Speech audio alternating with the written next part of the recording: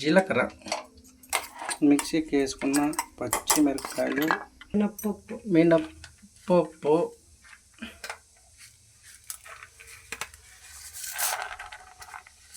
శనగిత్తనాలు,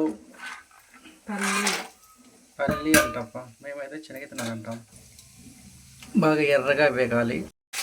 కరివేపాకు, ఎర్రగడ్డలు,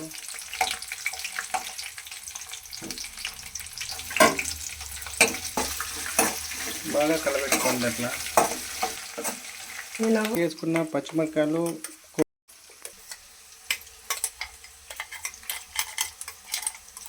చిటికెడు పసుపు వేసుకొని మిక్సింగ్.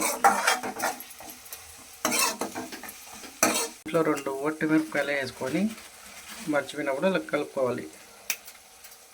అంతే. మళ్ళీ మిక్సింగ్.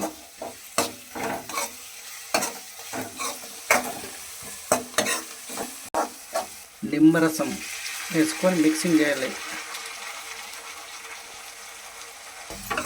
రసం వేయడం, మిక్స్ చేయడం. ప్రేమతో కుక్ చేయండి. సుమారుగా ఉన్న వంట కూడా సూపర్గా ఉంటుంది.